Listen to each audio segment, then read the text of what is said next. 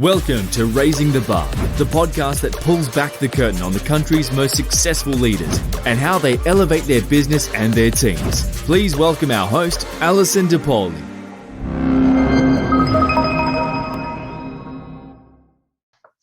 Hey everybody, welcome to the next episode of Raising the Bar, where we talk to CEOs, COOs, and friends about interesting things that they are doing in their business and how they are raising the bar. My guest today is Adrienne Mendoza. As always, we'll put the link to her bio in the show notes. But most important, she is the Chief Operating Officer of the South Texas Blood and Tissue Center and my friend. So thank you for joining me today. Really glad to be here. Thank you so much. Absolutely. So we have a whole list of things to talk about, including blood, horses, labs, all kinds of interesting things. But I want to start with a cause near and dear to my heart, blood donation, and why it is so important. I think people think it's just accident victims, and it is not. That's right. Yeah, it's not. And we have a huge need for blood with our growing population here in the area in South Texas. But most people think about the accident victims as being the ones who need blood, or need blood in general. But the reality is that about 70% of blood that's used typically is used for people who are anemic, going through chemotherapy, and they need help to restore their red blood cell count, their platelet count. So many times we're focusing on providing for the hospitals for routine care, and that routine care can look like surgeries as well. It can look like those who have chronic conditions who need some support. But about 3% is actually used in trauma. The issue with trauma, and what we see when it happens, if there's a huge car accident or a shooting event, is that we use a lot of blood very, very quickly. A mass transfusion protocol gets activated, and it can deplete the blood inventory that's on hand very, very quickly. So we try to keep a safety net of 5 to 7 days of inventory that we would typically use for the hospitals on hand to be an insurance policy, so to speak, against the threat of a mass casualty situation or a severe, surgery gone in a very critical way. So that's how blood donation is so critical. There is no substitute for blood. It's probably many years out, if ever, there'll be a synthetic option that works as well. So it's still definitely in demand. I don't foresee any change in that. And blood's important. Speaking of substitutions, this is the complete opposite of a substitution, but we are very fortunate in South Texas to have a program called Brothers in Arms, which has done some remarkable things only done elsewhere in the military, not anywhere else. Can you talk a little bit about that program? Yes, so our very unique program is an outspin of what has happened over the years in military medicine, far forward on the battlefield, where you see significant injuries and people not having blood components nearby. What I mean by blood components is the platelets, the plasma, the red cells that are typically available in a hospital or an emergency room setting. Those are not, they're all requiring different storage conditions, and they need to all be available to provide the kind of product that an injured warrior might need to receive out in the battlefield. So the military medicine community has created a program to take whole blood out and actually keep it in on demand in helicopters and in far forward surgical suites on the battlefield. And while whole blood, arm to arm, so to speak, transfusions, nothing new to military medicine, keeping it on helicopters, on ambulances, and training people to administer whole blood in the field is relatively new. We were really fortunate that several members of our organization have worked adjacent to and with the military programs on whole blood transfusion, and also our trauma physicians, local trauma networks in San Antonio, have really been instrumental and pioneers in that field. So together, along with UT Health and the Southwest Texas Regional Advisory Council, which coordinates trauma emergency situations, we were able to create this program.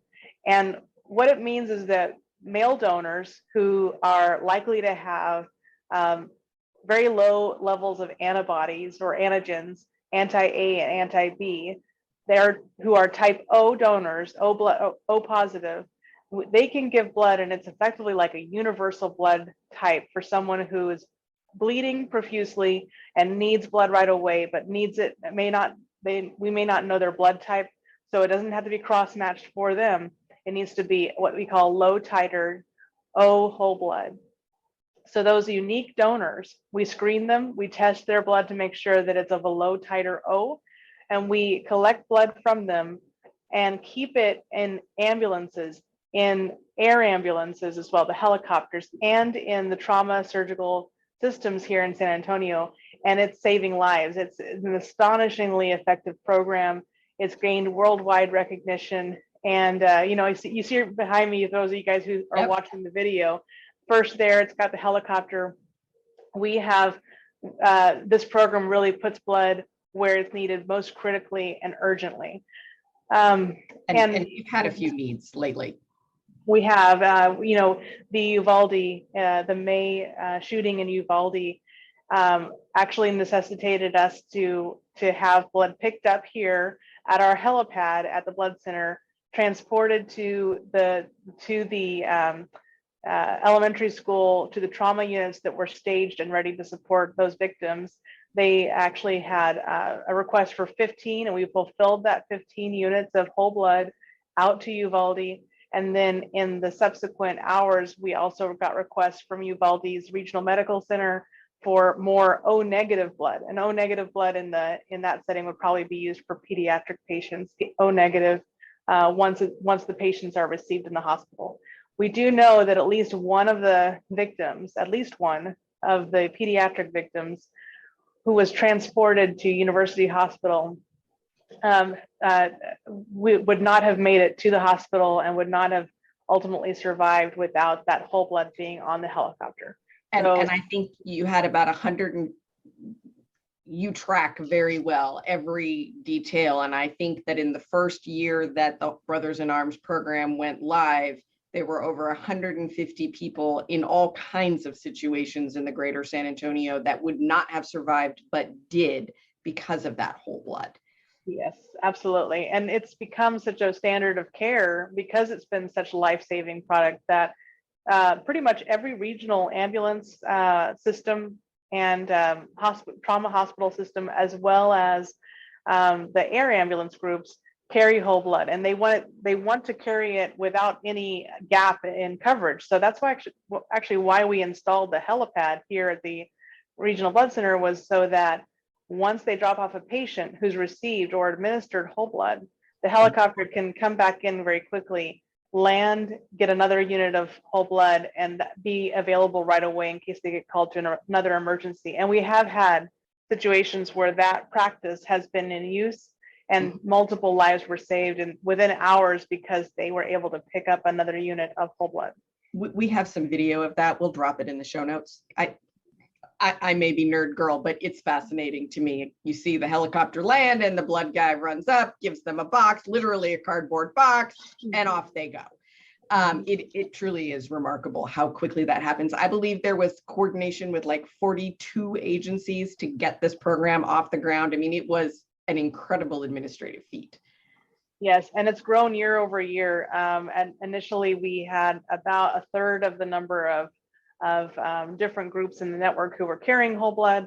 And because of the success of the program and word of mouth, now anywhere in South Texas virtually, and some other parts of Texas, we're definitely helping other blood centers establish those programs. But we hope that it's a statewide, if not nationally, recognized standard of care. So that is a particular program with a particular type of donor. How have donors changed in the last couple of years? I mean, COVID, I think, brought out the best of what happens at the Blood and Tissue Center, in addition to Qualtex and GenCure and the foundation, and also gave some real challenges. But there were some real shining examples, and we did some things that really only a couple of places did nationwide. We're very fortunate to have you, as you know. Yes, well, we were really excited to be able to support the community here who was affected by COVID and who still is challenged with the pandemic. But early on, we knew there were no therapeutics out there readily available, no vaccine, and so it became critical that the classical sort of medicine of days gone by really hasn't changed much, which is to give convalescent plasma to those who are suffering from the disease that's in the community. So that took the form of COVID convalescent plasma. We were one of the first blood centers in the country to stand up the program for collection of convalescent plasma. And we had an enormous turnout from the community, very, very big support as the waves of infection sort of rolled through and big surges of cases happened. We saw the community come out as they recovered and that they got better from the virus. They brought that medicine, so to speak, to bear from their vein, and they donated convalescent plasma. We ended up collecting approximately 30,000 units of convalescent plasma and distributing that to the local community and beyond. We were part of a national stockpile of convalescent plasma reimbursed for by the government as part of their efforts to address the public health emergency. And because we were so successful as a blood center collecting for the community and really over the demand we had locally for convalescent plasma, we were able to help communities around the country. And while ultimately the use of convalescent plasma has subsided because other therapeutics have become available and the vaccine has helped prevent infection to the extent that someone needs or is critically ill from COVID, we're no longer collecting convalescent plasma anymore for that demand because that demand is not there anymore. But for a while, it was hundreds of units leaving every day locally to the hospitals nearby.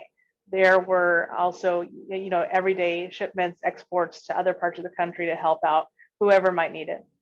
I know a few people that got convalescent plasma. It really was quite helpful in both shortening the duration and the severity. And I think that's how you control things, right? Control the frequency and the severity. Exactly.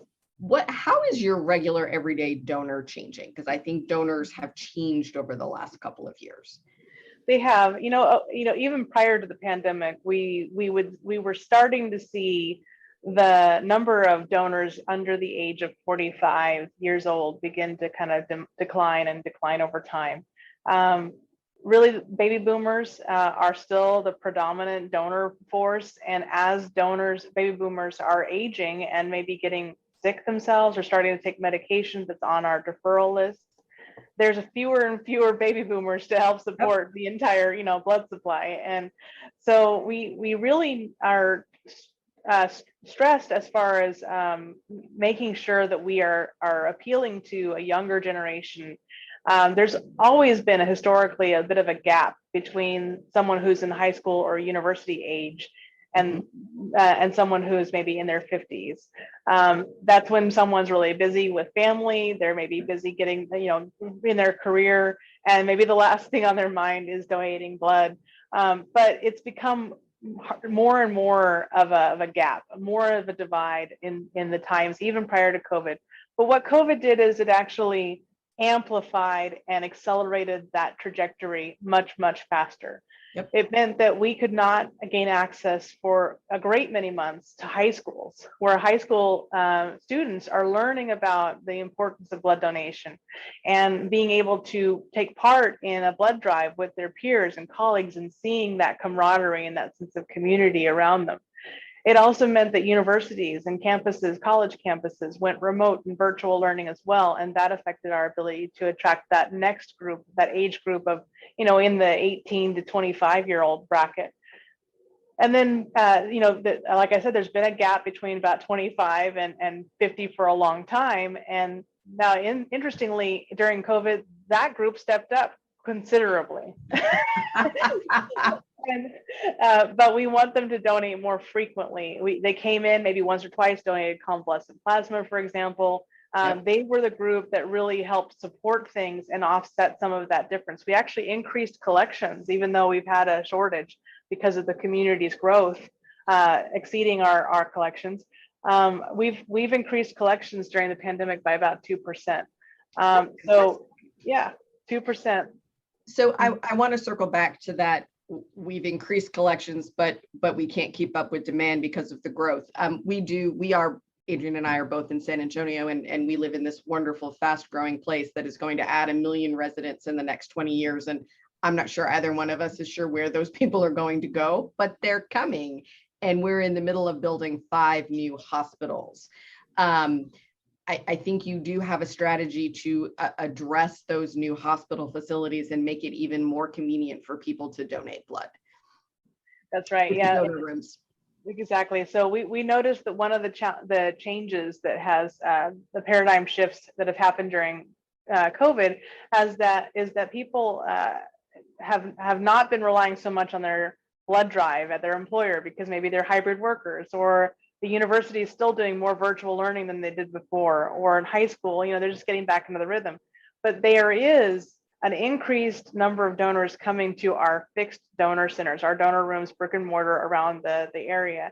And we opened up a brand new donor room in Bernie recently, which is in a very fast growing area, as you guys know.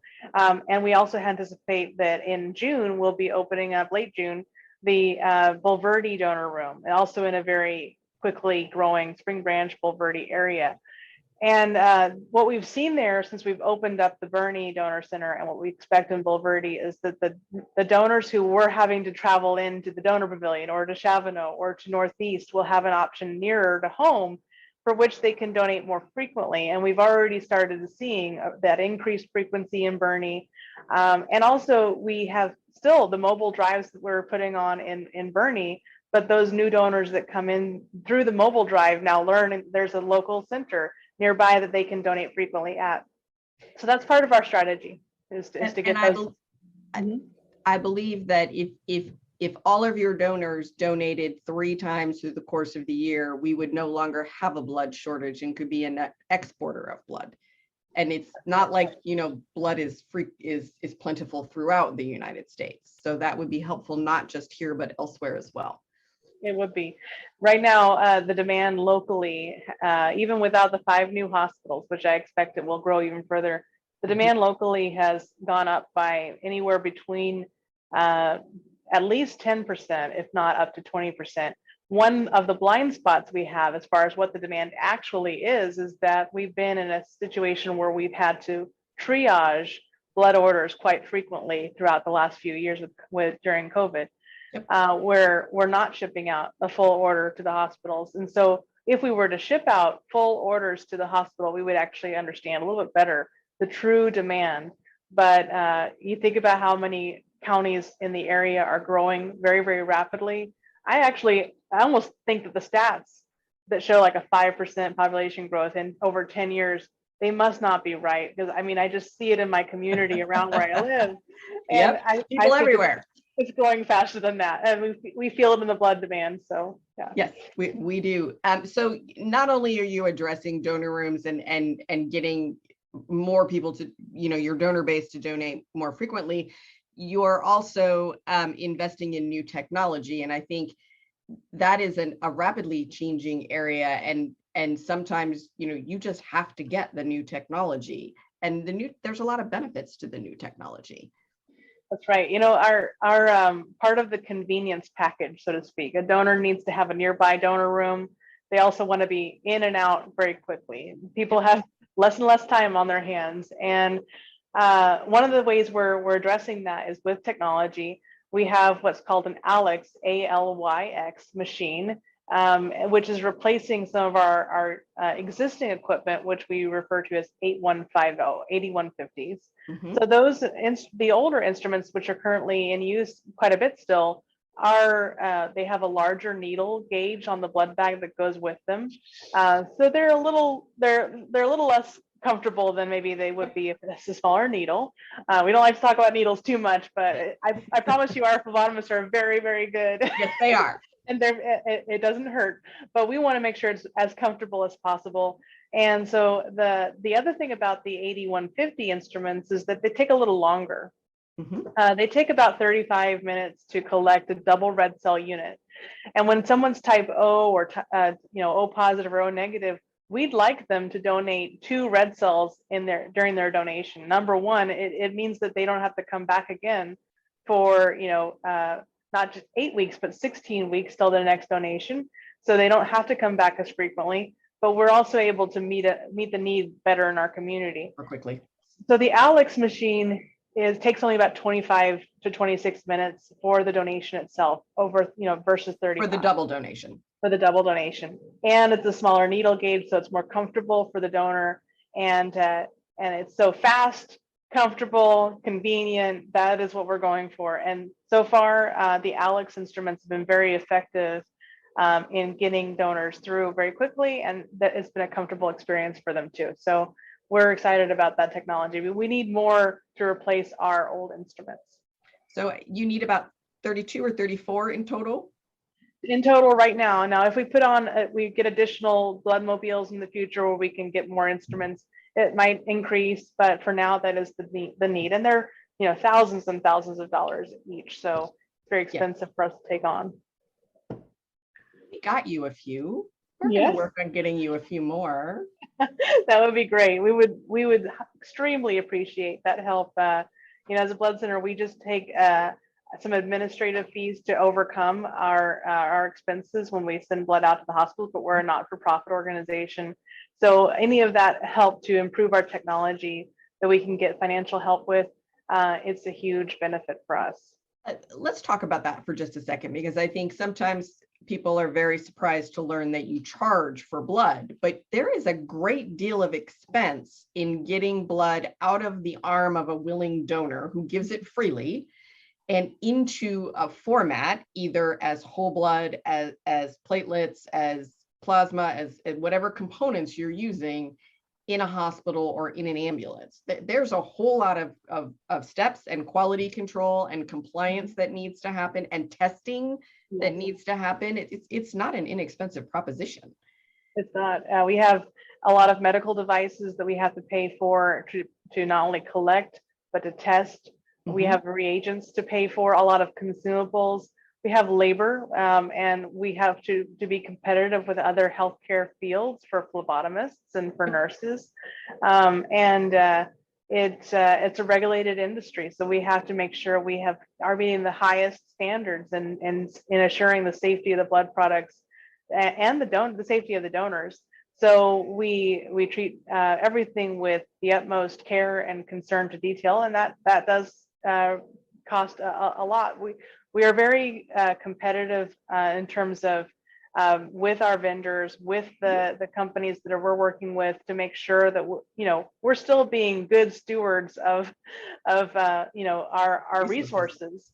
But at the end of the day, we have to be reimbursed for the cost of providing that service to the hospitals, and so we do charge an administrative fees. And it's reimbursed to the hospitals as well through their CMMS reimbursement model. So the care package related to each type of treatment for the hospital. Can you, how has hiring changed for you over the last few years? I mean, you have such an interesting workforce, and you do actually so many interesting things. We have, just like any other industry probably in this area, we're struggling with some of the same getting access to individuals who are wanting to find employment, first of all. Secondly, competing with other institutions that are also very competitive with benefits, very competitive with salaries in healthcare. Our hours can be tough. We are a nonstop operation. We're 24/7. And though we do conduct blood drives most of the time during the daytime, we do have travel where we go out to Laredo, we go out to other parts of Texas, and we spend time away from home base. And so it is a challenging from an hours standpoint, from a being able to be competitive standpoint, because we are not for profit organization, and we don't have unlimited resources to attract those individuals who are wanting to come over. So It's been a difficult time. We have had some challenges hiring, and especially this year around February and March saw the biggest challenges where we had people, moved on to other careers or advanced in other ways and just could not backfill those roles. And we got into a place where it was challenging for us to have the resources at hand in order to put on the number of blood drives we needed to. So that's a challenge for us. But there's some positive signs too. I think we're very well known in the area as being an organization that does good things. The mission's very strong. So people who work here love what they do and they feel very passionate about it. And there's a word of mouth for that. We do have advancement opportunities too. So someone doesn't have to come in and just be stagnant in their career. They can definitely advance. I started out, back 25 years ago, but I started out as an entry-level person. I was a delivery driver, in what's hospital services effectively. So I would pack up the blood and get on the road and drive it to the hospitals, unpack it, stock their shelves, take the orders from the hospitals. That was my job early on, and I've since moved into multiple different roles, and here I am today. So for those of you that don't know, hospital services is it's a big room, and at South Texas Blood and Tissue, it's a big room, and it's got a big TV up on the wall that says so and so hospital needs this and so hospital needs that, and this is the time that it needs to be delivered in. It is a fascinating place. That's where all the calls for emergency blood come in. And what your VP of Communications, Mary Eulig, tells this really fascinating and horrifying story of there was a woman that delivered a baby and was hemorrhaging and required 453, I believe, units of blood on an emergency basis. So it's not just cancer patients, it's not just accident victims, it's maternity, which is kind of important. Yes. So and in that case, mother and baby are all fine. But let's talk about weather, because I think people don't realize how much weather affects you, and in some not so obvious ways. Before we wrap up, would you talk about that for a little bit? Absolutely. So, we saw the snowmageddon, the winter storm that happened here in Texas. That was an extreme case, but it seems like it's happening more frequently.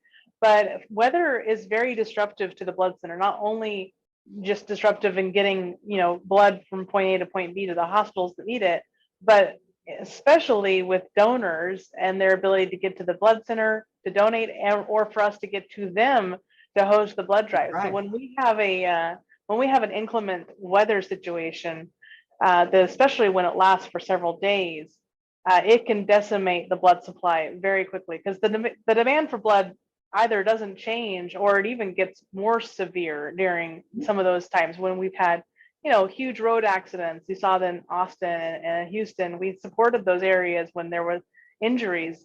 And so those kinds of situations can deplete the blood supply, which might be already fragile, a 1 to 2 day supply. If we have 7 days of not having blood drives at the level that we need to, we will be completely out. And we actually did, to a point during the winter storm, run out. I think we got down to 11 units of type O blood on the shelf. We declared a blood emergency with the county health office, worked with the other blood centers throughout Texas to declare a national emergency of blood. And we ended up getting some support from outside of the state to help us. But, it got extremely scary. It just shows us why we always need to be prepared. It's not the blood that is collected after the disaster that's actually supporting that disaster. It's what's on the shelf, prepared already for the unexpected. Yes. And that's what's so critical, why we need donors to always come in, not after the disaster, not after the urgency. We need that too, by the way. We do that, yes. We need don't not come, but maybe true. Come a little more often. Absolutely correct. We need them both places. We need to be prepared, and then we need to replenish. Those two key things are so important. The preparation, though, has been a big challenge for us. We've seen the community step up after these incidents hugely, and so thankful for that. But we would be in a much better position to face the disaster, face the urgency when we have a strong enough blood supply, and that requires people to come in advance. Yeah. So preparation, not just response. And I think we will leave it right there. Adrienne, thank you so much for talking with me today. I appreciate it. Thank you for having me. And for those of you listening, if you like this show, please leave us a review, give us a like, wherever you get your podcasts. It helps us spread the word, and we'll see you next time. We hope you've enjoyed this episode. Raising the Bar is powered by Altiqe Consulting, the country's leading independent expert in healthcare cost containment. Astute employers know there's a better way to offer health insurance, and we help them achieve it.